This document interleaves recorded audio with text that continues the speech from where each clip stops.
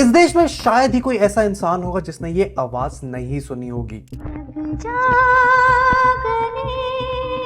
इस बात में कोई दो राय नहीं है कि लता मंगेशकर जी और उनकी आवाज दोनों अमर हो चुकी हैं। बड़े बड़े सिंगर्स, म्यूजिशियंस, कंपोजर्स लता जी को मां सरस्वती का रूप मानते हैं। हम लोग तो ये कहते हैं कि इस युग में लता जी सरस्वती का रूप है। लता जी 6-7 दशकों के लिए 60-70 सालों तक म्यूजिक इंडस्ट्री बॉलीवुड के टॉप पर रही थी। सालों तक हाईएस्ट सेलिंग आर्टिस्ट रही हैं। कुछ म्यूजिक डायरेक्टर सिर्फ लता जी के साथ काम करना पसंद करते थे। जब भी मैं गाऊंगा मेरी पहली शर्त तो ये होती थी कि लता भाई मेरा गाना गाएंगी तो मैं साइन करूंगा, वरना नहीं। यहां तक कि उनसे पहले रहे बड़े सिंगर जिनको लता जी खुद अपने से अच्छा मानती थी, वो भी लता जी की तारीफ करने में नहीं चूकते थे। लता जी बहुत अच्छा गाती हैं। सिर्फ भारत ही नहीं, पाकिस्तान, बांग्लादेश और नेपाल में भी उनकी बहुत मान्यता थी। हिंदी, बंगाली और मराठी को मिलाकर 36 इंडियन लैंग्वेजेस में लता मंगेशकर जी ने गाने रिकॉर्ड करे हुए हैं। 1948 से 1974 के बीच में लता मंगेशकर जी 25,000 से ज्यादा गाने गा चुकी थी,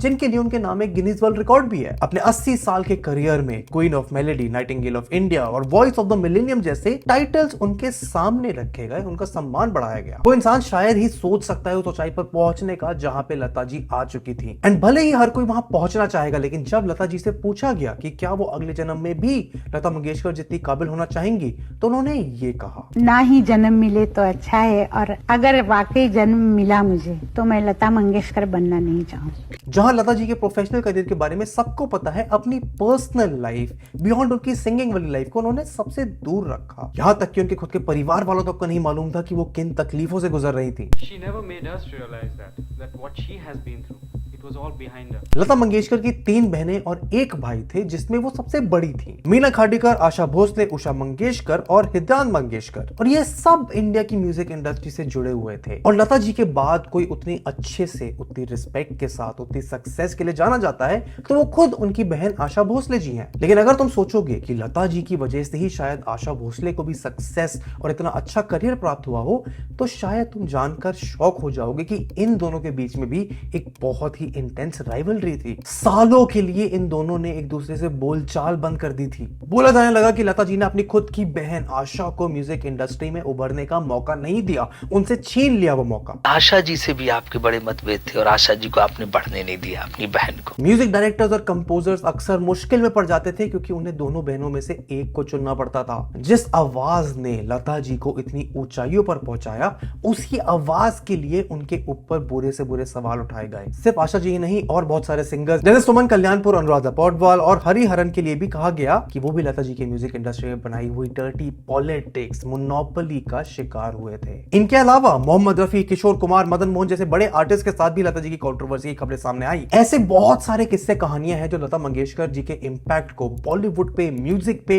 इंडिया पे तुम्हें समझने बहुत जरूरी है। क्यों और कैसे लता मंगेशकर जी ने वो सक्सेस अचीव किया जो उनसे पहले कोई कर नहीं पाया था और उनके बाद शायद ही कभी कोई कर पाए। बहुत ही इंटरेस्टिंग कहानी है जहां तुम्हें जानने को मिलेगा लता मंगेशकर की लाइफ के बारे में, उनसे सीखने को मिलेगा कैसे एक मेल डोमिनेटेड इंडस्ट्री में उन्होंने अपने आप को इतना बड़ा नाम बनाया। इतनी सक्सेस के साथ जब अपने परिवार में ही कंपीट करते हो तो उसके क्या नुकसान होते हैं, ऐसी और बहुत सारी चीजें इस वीडियो में तुम्हें जानने को मिलेंगी। अगर ऐसी वीडियोस में इंटरेस्ट है तो इस चैनल को सब्सक्राइब करो, वीडियो को लाइक करो। एंड आओ बात करते हैं लता मंगेशकर के इनक्रेडिबल म्यूजिक करियर की, एंड क्यों वो ऐसी स्पेस में इतनी सक्सेसफुल हो पाई जहां उनके अलावा और कोई नहीं हो सकता था।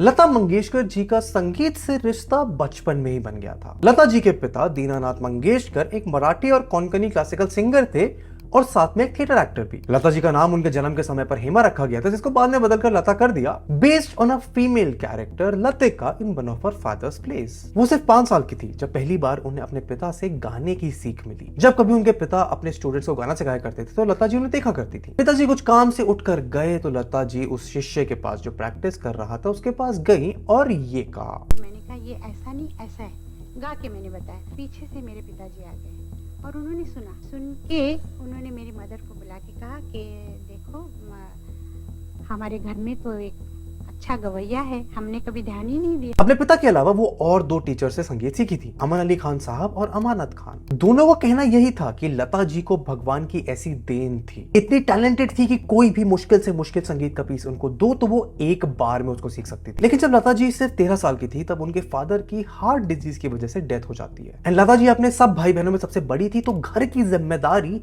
उन पर आ गई थी। जिम्मेदारियों के चक्कर में लता जी को कभी स्कूल जाने का मौका नहीं मिला, बल्कि उनके करियर की शुरुआत सिर्फ 13 साल की उम्र में हो गई थी। एंड उन्हें ना चाहते हुए भी एक्टिंग से शुरुआत करनी पड़ती है। मास्टर विनायक जो दीनानाथ जी के अच्छे दोस्त थे, वो एक डायरेक्टर, राइटर, एक मूवी कंपनी के मालिक थे जिन्होंने लता जी को पहली बार काम दिया। पहले मैं एक्टिंग करती थी और एक्टिंग करना मुझे पसंद नहीं था। लेकिन 1947 में मास्टर विनायक जी की डेथ हो जाती है, जिनके चक्कर में उनकी मूवी कंपनी बंद हो जाती है। तब लता जी गुलाम हैदर साहब से मिलती हैं, जो एक इंडियन पाकिस्तानी म्यूजिक कंपोजर रहे हैं और आगे जाके लता जी के मेंटोर बनते हैं। लता जी गुलाम हैदर साहब को अपना गॉडफादर मानती थी। एंड वो हैदर साहब भी थे जिन्होंने सबसे पहले लता जी की काबिलियत पर विश्वास जताया। हैदर जी ने लता मंगेशकर को बहुत सारे प्रोड्यूसर से मिलवाया, जिनमें एक बड़ा नाम शशाधार मुखर्जी थे। वो फिल्म प्रोडक्शन में एक बहुत बड़ा नाम थे। एंड जब उन्होंने लता मंगेशकर की आवाज पहली बार सुनी तो उन्हें मना कर दिया, ये कहते हुए कि उनकी आवाज बहुत पतली है। अब ये सुन के हैदर साहब नेचुरली भड़क गए और ये कह के गए कि आने वाले सालों में प्रोड्यूसर्स, डायरेक्टर्स, म्यूजिक आर्टिस्ट सब लता जी के पैरों में गिरेंगे अपने मूवी में काम करवाने के लिए। अब जानने वाली बात यह है कि इससे पहले हैदर साहब ने नूर जहां को बॉलीवुड में ब्रेक थ्रू करवाया था, जिसकी वजह से उनकी पॉपुलैरिटी बहुत बढ़ गई थी। और शुरुआती दिनों में तो लता जी को नूर जहां का स्टाइल कॉपी करने के लिए भी जाना जाता था। लेकिन बढ़ते सालों में कड़ी मेहनत के बाद लता जी ने अपना खुद का स्टाइल बनाया। उनकी मेहनत करने की टेंडेंसी का अंदाजा तुम इस बात से लगा सकते हो कि जब दिलीप कुमार ने लता जी का मजाक उड़ाया उनकी उर्दू के ऊपर,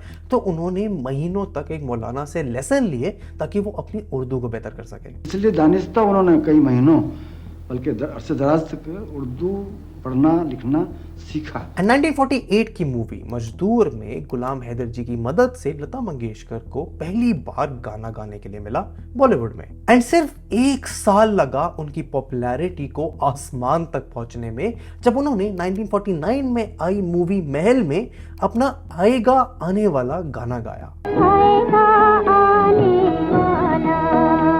और ये गाना इतना आसान नहीं था। एक इंटरव्यू में लता जी ने बताया कि कैसे उन्हें 20-25 टेक लगे, कितनी मेहनत लगी उस एक गाने को परफेक्शन से गाने में। गाने के टेक तो मेरा ख्याल से कभी 20, कभी 22, कभी 28। एंड शायद उन्हें अंदाजा नहीं था, लेकिन ये उनके करियर का एक डिफाइनिंग मोमेंट था, क्योंकि इससे पहले मूवी में प्लेबैक सिंगर की मान्यता उतनी ही होती थी जितनी किसी हीरो के पीछे गाए हुए स्टंटमैन की। वो इनविजिबल रहते थे, उन्हें ज्यादा कोई क्रेडिट नहीं मिलता था। लेकिन ये गाना इतना हिट था कि पहली बार रेडियो गोवा ने गायक की, सिंगर की आइडेंटिटी लोगों के सामने रिवील करी और लता मंगेशकर जी को एक स्टार का दर्जा मिल गया। लेकिन सिर्फ लता जी के लिए नहीं, उनके इस गाने की वजह से, इस रिकॉग्निशन की वजह से सारे प्लेबैक सिंगर्स के लिए एक रिकॉग्निशन का रास्ता खुल गया। 1949 में लता जी 20 साल की हो गई थी। आने वाला दशक उनके करियर का पीक प्राइम टाइम रहने वाला था। इन 10 सालों में लता जी ने बॉलीवुड इंडस्ट्री के बड़े से बड़े डायरेक्टर, प्रोड्यूसर, कंपोजर के साथ काम किया। अनिल बिस्वास, शंकर, जय किशन, नौशाद अली, एस.डी. बर्मन, शरदुल सिंह क्वात्रा, अमरनाथ, हुसन लाल, भगत राम, सी रामचंद्र, हेमंत कुमार, सलील चौधरी, दत्ता नायक, खयाम, रवि, साजिद हुसैन, रोशन, कल्याण जी आनंद जी, वसंत देसाई, सुधार पाटके, हर्षित बहल, मदन मोहन और उषा खन्ना जैसे कलाकार, इन सब की चहेती सिर्फ लता मंगेशकर जी थी। इंडस्ट्री का सारा काम मानो लता मंगेशकर जी के सामने ही आता था और सारे काम मेरे पास ही थे जी। ज्यादातर मेरे पास काम होते थे। डायरेक्टर्स मूवी करने के लिए राजी नहीं होते थे जब तक लता जी गाने के लिए तैयार नहीं होती थी। एंड शुरुआत में कम पैसे आने के बावजूद भी लता जी को अपनी क्राफ्ट की तरफ इतनी लगन थी कि वो सिर्फ काम के लिए एक स्टूडियो से दूसरे स्टूडियो में अपना दिन बिता दिया करती थी। काम इतना ज्यादा था कि सुबह 2 गाने किए, दोपहर को 2 किए, शाम को 2 किए, रात को। दीदार, बैजू बावरा, मदर इंडिया, चोरी चोरी, देवसा जैसे बहुत सारी बड़ी पिक्चरों में लता जी ने अपने गाने गाए। एंड उनकी पर्सनालिटी उनके गानों में बहुत एविडेंटली दिखाई पड़ती थी। गाना सुन के साफ पता चल जाया करता था कि लता मंगेशकर ने गाना गाया है। Her personality was very evident. You know, it was her singing, but at the same time, you knew it was Lata Mangeshkar singing. 1958 में मधुमती के गाना आजा रे परदेसी के लिए उन्हें बेस्ट प्लेबैक सिंगर का फिल्म फेयर अवार्ड भी मिला था। लेकिन जैसे उनकी पॉपुलैरिटी और सक्सेस आगे बढ़ रही थी, उसी दौरान उनके करियर की पहली कंट्रोवर्सी भी हो जाती है म्यूजिक कंपोजर एस.डी. बर्मन के साथ। जब एस.डी. बर्मन ये कहते हैं कि लता का करियर किसी और ने नहीं, सिर्फ कंपोजर्स ने बनाया है। एंड ये जानकर लता जी नाराज हो जाती हैं, एस.डी. बर्मन से 3-4 सालों तक बात नहीं करती हैं। एंड फाइनली उनका ये कोल्ड वॉर भी तब खत्म होता है जब एस.डी. बर्मन के बेटे आर.डी. बर्मन लता जी के पास पहुंचते हैं, उनसे रिक्वेस्ट करते हैं उनका पहला कंपोज गाना गाने के लिए। एंड 1916 में तो कुछ ऐसा होता है जिसके बारे में लता जी का नाम लेकर आज तक बात होती है। सुनने में आता है कि पहली बार किसी सिंगर ने अपने गाने से देश के प्रधानमंत्री को रुला दिया। 1962 में हुए इंडो चाइना वार के बाद देश में मातम छाया जाता है। शहीद हुए जवानों के शोक के कार्यक्रम के दौरान लता मंगेशकर ने अपना फेमस पेट्रियोटिक सॉन्ग ए मेरे वतन के लोगों गाया था। उसको सुनने के लिए पीएम जवाहरलाल नेहरू जी भी मौजूद थे और गाना सुनते सुनते नेहरू जी की आंखों से आंसू भी आ निकले, जिसके लिए उन्होंने बाद में लता जी को पर्सनली प्रेज भी करा। पंडित जी ने कहा कि बेटा तुमने आज मुझे रुला दिया। एंड ये कहा जा सकता है कि 1960 में लता जी को अपने करियर के सबसे बेहतरीन गाने गाने को मिले, जिनमें प्यार किया तो डरना क्या, अजीब दास्तां है ये, आज फिर जीने की तमन्ना है, होठों पे ऐसी बात, लग जा गले जैसे गाने आज भी लोगों की जुबान पर रहते हैं। और इसी डेकेड में उन्होंने कन्नड़ा इंडस्ट्री में भी डेब्यू कर दिया। लेकिन लता मंगेशकर जी के बारे में सबसे इंटरेस्टिंग कहानी तो 1966 में सामने आई, जहां ना चाहते हुए भी लता जी अपने टैलेंट की वजह से सुर्खियों में उतरी। 1966 में हो रहे फिल्म फेयर अवार्ड्स में सदी मानस नाम की मूवी को back to back 8 Filmfare awards मिलते हैं, जिसमें best director, best singer, best music, best story जैसे अवार्ड शामिल थे। बेस्ट सिंगर का award as expected Lata ji को मिला और वो अवार्ड लेकर अपनी सीट पर जाकर बैठ गए। लेकिन जब बारी आई बेस्ट म्यूजिक के अवार्ड की तो उसके हकदार अनंत गान को बुलाया जाने लगा, लेकिन बहुत देर तक कोई उस अवार्ड को रिसीव करने नहीं आया। बहुत इंतजार करने के बाद उस इवेंट के मास्टर ऑफ सेरेमनीज ने बताया कि ये इंसान कोई और नहीं लता मंगेशकर जी खुद हैं, जो सीक्रेटली मराठी सॉन्ग्स को कंपोज करा करती थी और अपनी आइडेंटिटी छुपाने के लिए उन्होंने एक नकली मेल नाम अनंत खान रख लिया था। वो इसलिए क्योंकि लता जी चाहती नहीं थी अपनी आइडेंटिटी रिवील करना, लेकिन फोर्सफुली फिर उन्होंने अवार्ड स्वीकार कर ही लिया। और 60s और 70s में लता जी ने तब के बड़े बड़े मेल सिंगर्स के साथ भी काम करा। किशोर कुमार, मुकेश, मन्ना डे, महेंद्र कपूर, मोहम्मद रफी और सभी आर्टिस्ट के साथ लता जी की अच्छी बोलचाल थी। लेकिन 1970s के आते आते लता मंगेशकर और मोहम्मद रफी की एक ऐसी बात पर लड़ाई हो गई जिसने म्यूजिक इंडस्ट्री को हमेशा के लिए चेंज कर दिया। और ये विवाद था सिंगर्स की रॉयल्टीज को लेकर। रॉयल्टीज को लेकर आज तक म्यूजिक डायरेक्टर्स, कंपोजर्स और सिंगर्स के बीच में अनबन चलती रहती है। लता मंगेशकर जी ऐसी पहली आर्टिस्ट थी जिन्होंने खुद के लिए और बाकी सिंगर्स के लिए इस मामले में स्टैंड लिया था। ऐसा इसलिए क्योंकि अक्सर लता जी के गाने उनके नाम पर ही बेचे जाते थे। लेकिन चाहे सॉन्ग्स को कितनी भी सेल्स मिल जाए, किसी सिंगर को उसके लिए क्रेडिट तो छोड़ो, पैसे नहीं मिलते थे, रॉयल्टीज नहीं मिलती थी, जिस बात से लता मंगेशकर जी खुश नहीं थी। तो इसके खिलाफ लता जी ने अपनी आवाज उठाई और उनके साथ लड़ने वाले लोगों में शामिल थे मुकेश जी, तलत महमूद, किशोर कुमार और मन्ना थे। लेकिन जब साथ देने की उम्मीद के साथ लता जी मोहम्मद रफी के पास पहुंची तो उनके विचार कुछ अलग ही थे। रफी साहब का मानना था कि आर्ट को पैसों से नहीं तोला जा सकता, प्रोड्यूसर्स जो फीस आर्टिस्ट को दे देते हैं उतना ही काफी होना चाहिए। इस डिफरेंस ऑफ ओपिनियन के बीच में उन दोनों के रिश्तों में दरार आ जाती है, वो एक दूसरे के साथ परफॉर्म करना बंद कर देते हैं। एंड उनका ये डिस्प्यूट कंपोजर जय किशन सॉल्व तो करा देते हैं, लेकिन वो पहली और आखिरी बार नहीं था जब लता जी ने अपने हक के लिए आवाज उठाई थी। रॉयल्टीज के ऊपर ही लता जी का डिस्प्यूट राज कपूर के साथ देखने को मिल जाता है। मैंने उनको कहा कि मुझे आप रॉयल्टी दीजिए, उन्होंने कहा कि रॉयल्टी हम देते नहीं। मैंने कहा आप नहीं देते तो मैं भी नहीं गाऊंगी। तो राज साहब को बहुत गुस्सा आ गया, उन्होंने कहा कि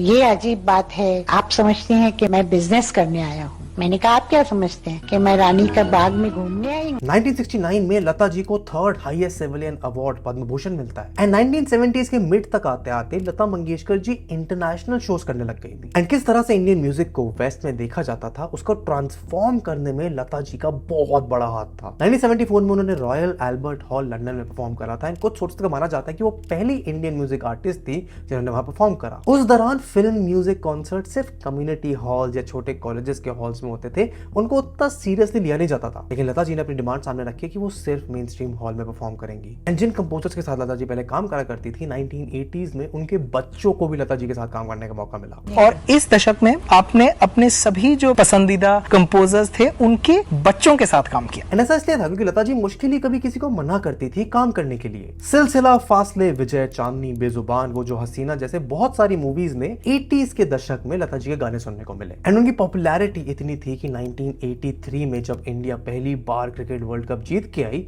तो बीसीसीआई, जिसके पास क्रिकेटर्स को प्राइज मनी देने के पैसे नहीं थे, उन्होंने मनी कलेक्ट करने के लिए लता मंगेशकर का एक कॉन्सर्ट कराया जो सोल्ड आउट हुआ। इतने पैसे कमाया कि उन्होंने सारे क्रिकेटर्स को 1 लाख रुपए इनाम में दिए। ये इंपॉर्टेंट इसलिए है बिकॉज उस टाइम देश में ग्लोबलाइजेशन नहीं था, लिबरलाइजेशन नहीं था, देश के पास पैसे कमाने के तरीके बहुत कम थे।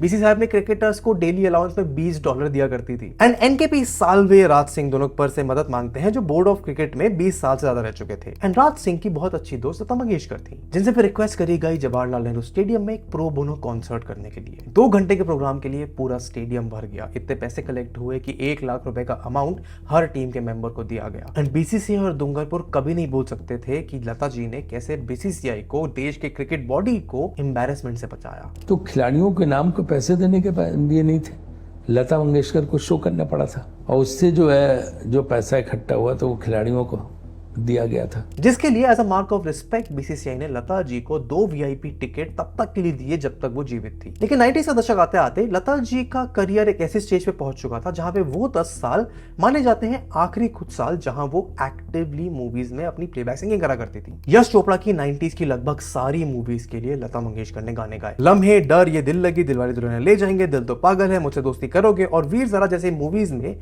लता जी के गाने सुनने को मिले। लेकिन इसी के साथ लता जी ने जो लोगों के बीच में प्यार प्राप्त करा था, जो रिस्पेक्ट गेन करी थी, जो पॉपुलैरिटी बनाई थी, वो धीरे धीरे कुछ लोगों के लिए नफरत में बदलने लगी। जैसे सबसे पहली दिक्कत जो ऑडियंस में लगी लोगों को कि 60 साल की लता जी कैसे 20 साल की एक्ट्रेस जैसे काजोल, श्रीदेवी, माधुरी दीक्षित, जूही चावला, प्रीति जिंटा के लिए गाने गाया करती थी, जो ऑडियंस को बिल्कुल भी जमता नहीं था। दिल तो पागल है, दिल दीवाना है। बॉलीवुड में तब लोगों का मानना था कि प्लेबैक सिंगिंग वही एक्ट्रेस कर रही हैं जो स्क्रीन पर है, एंड उनकी और लता जी की आवाज कुछ मैच नहीं करती थी, जो कई हद तक सही भी था। लोगों का तो ये तक मानना है कि 90s के बहुत सारे गाने लता जी की आवाज की वजह से खराब हो गए हैं। एंड 90s के बाद लता जी ने गाने गाने तो कम कर दिए, लेकिन सवाल फिर भी कम नहीं हुए कि ऐसा कैसे हुआ कि 40-50 साल तक सिर्फ लता मंगेशकर को बॉलीवुड के ज्यादा से ज्यादा गाने गाने को मिलते थे। ऐसा कैसे मुमकिन है कि जहां मेल सिंगर्स में मोहम्मद रफी, किशोर कुमार, मुकेश, उदित नारायण, कुमार सानू जैसे अलग अलग सिंगर्स देखने को मिलते थे, लेकिन फीमेल सिंगर्स में लता मंगेशकर के अलावा और कोई दूसरा नाम दूर दूर तक नहीं था, सिवाय उनकी बहन आशा भोसले के। और बात हो ही रही है आशा भोसले की, तो क्यों लता मंगेशकर और आशा भोसले इतनी क्लोज बहनें होने के बाद भी सालों तक एक दूसरे से बात नहीं करती थी? ऐसी राइवलरी की म्यूजिक कंपोजर्स कंफ्यूज हो जाते थे कि लता मंगेशकर को चुने या आशा भोसले को। बोला जाता है कि बचपन से ही लता जी और आशा जी का बॉन्ड इनसेपरेबल था, इतना कि एक टाइम पर लता जी आशा जी को स्कूल लेकर गए थे और टीचर ने जब उनको क्लास में लेने से मना कर दिया तो उन्होंने पढ़ाई ही छोड़ दी। लेकिन एक समय ऐसा भी आया कि 10 से 12 साल तक दोनों ने एक दूसरे से बात नहीं करी। 12 साल तो हम मिले ही नहीं। लता जी ने शुरुआत से ही इंडस्ट्री में अपनी जगह बना ली थी और उस समय आशा जी स्ट्रगल कर रही थी। बोला जाता है कि आशा जी ने हर एक गाना गाया जो उनके सामने आया। जहां लता जी के टॉप पर होने की वजह से वो चूजी बन गई, वहीं आशा जी ने अलग अलग स्टाइल ट्राई करे, सालों प्रैक्टिस करी ताकि वो अपनी खुद की बड़ी बहन की परछाई में ना छुपी रह जाए। ओपी नायर जो 1950s के बहुत बड़े प्रोड्यूसर हैं, उन्होंने आशा जी के साथ बहुत काम करा था। उन्होंने बताया कि कैसे आशा जी और लता जी बॉम्बे के पेडर रोड पे ऑपोजिट फ्लैट्स में रहती थी और एक मेड शेयर करा करती थी। नायर जी ने बताया कि उसी मेड की जिम्मेदारी हुआ करती थी कि वो जाके आशा जी को बताए कि लता जी ने कुछ ऐसा रिकॉर्ड करा है जो उनके करियर की कंपटीशन इतना बढ़ा देगा। ऐसा फोबिया था लता मंगेशकर का आशा भोसले के मन में कि ओपी नायर जी को महीने लग गए आशा जी को कन्विंस करने में कि अपनी बहन की परछाई से निकलकर आशा जी खुद अपने स्टाइल से, अपनी आवाज से, अपनी काबिलियत से अपना एक नाम बना सकती है। लता जी को आशा और ओपी नायर की नजदीकियां पसंद नहीं थी, लेकिन ऐसा पहला और आखिरी बार नहीं था कि आशा जी ने वो करा जो उनकी बहन को मंजूर नहीं था। जैसे जब लता मंगेशकर और एसडी बर्मन की लड़ाई चल रही थी तो आशा जी ने एसडी बर्मन के साथ खूब काम किया। वैसे ही जब लता जी और रफी जी की बहस हुई रॉयल्टीज को लेकर, तो अपनी बहन का पक्ष ना लेते हुए आशा जी ने रफी जी का साथ दिया। एंड असल में तो आशा भोसले और लता मंगेशकर की अनबन तब से चली आ रही है जब आशा भोसले 16 साल की थी, क्योंकि 13 साल की उम्र से ही जब लता मंगेशकर अपने परिवार की जिम्मेदारियां संभालनी पड़ रही थी तो लता मंगेशकर ने एक्सपेक्ट किया था कि उनकी बहन भी ऐसा ही करेगी। मैं बड़ी बहन हूँ, पिताजी की डेथ के बाद मैंने घर को संभाला था। लेकिन आशा भोसले रही थी रूल ब्रेकर, उन्होंने अपनी ही एक राह बना रखी थी। जैसे 16 साल की आशा 31 साल के आदमी गणपत राव भोसले के साथ भागकर शादी कर लेती है। 47 में आशा ने शादी कर ली और वो घर से चली गई। लता जी इस रिलेशनशिप की शुरुआत से ही खिलाफ रही थी और इंटरव्यूज में उन दोनों ने बताया हुआ है कि गणपत राव भोसले जी लता और आशा को मिलने नहीं दिया करते थे। उनके जो हस्बैंड थे उनको पसंद नहीं था कि वो हमसे मिले। बाद में चलकर आशा और गणपत की रिलेशनशिप वायलेंट भी हो जाती है, जहां गणपत राव आशा जी को फिजिकली और इमोशनली अब्यूज भी करते हैं। एंड 1960s में आकर दोनों अलग हो जाते हैं। आशा भोसले अपने करियर को आगे बढ़ाने की पूरी कोशिश करती है, काफी सक्सेस भी मिलती है। एंड 1980s में आशा भोसले और आर डी बर्मन को एक दूसरे से लगाव हो जाता है, दोनों शादी भी कर लेते हैं। एंड जैसे जैसे वक्त बीतता गया, आशा जी और लता जी के बीच में जो राइवलरी थी, जो पर्सनल मन मुटाव था, वो सुधर जाता है। दोनों एक साथ काफी और फंक्शन में परफॉर्म भी करती हैं।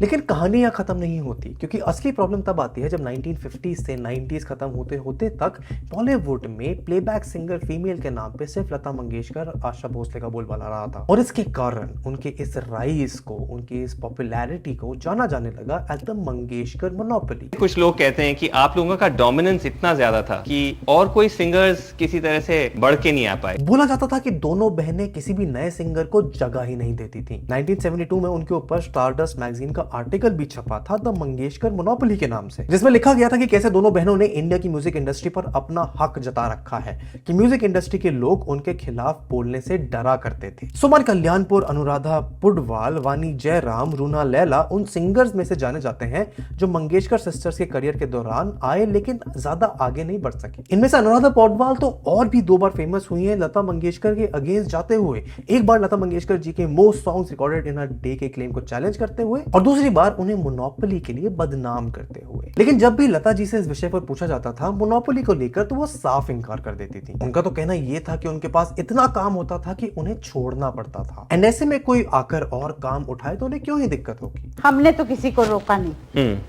हमारे पास उस वक्त इतना काम था कि हम छोड़ रहे थे। इन्हीं लोगों ने जैसे कहा कि सुमन कल्याणपुर को नहीं आगे बढ़ने दिया, नहीं। और लोग वाणी जयराम को नहीं आगे बढ़ने दिया। एंड इसका असली कारण बताया वेटरन म्यूजिक डायरेक्टर खय्यम ने, जो इस आर्ग्यूमेंट से सहमत है कि अगर आज के टाइम पर भी लता जी और आशा जी काम कर रहे होते तो बाकी सिंगर्स को जगह नहीं मिलती, simply because music composer, directors खुद ही उन दोनों के आगे किसी और सिंगर के साथ काम करना पसंद करते थे। एंड खय्यम जी ने बताया कि उनकी पॉपुलैरिटी, उनकी मोनोपोली इस वजह से नहीं थी कि उनका कोई डर्टी पॉलिटिक्स था या उन्होंने कोई गलत काम किए थे, वो सिर्फ इसलिए थी कि वो इतनी टैलेंटेड और नॉलेज के भंडार थे म्यूजिक को लेकर। और सिमिलर बातें म्यूजिक डायरेक्टर इस्माइल ने कही, ये कहकर कि उनकी टैलेंट और वर्सेटैलिटी की वजह से वो सक्सेसफुल रही इतने लंबे समय तक, ना कि मोनोपोली की वजह से। और अगर आज के टाइम पर भी वो गा रही होती तो नए सिंगर्स को सिर्फ कोरस पे गाने का मौका मिलता। आप कभी उनका डिक्शन इधर से उधर नहीं देखेंगे।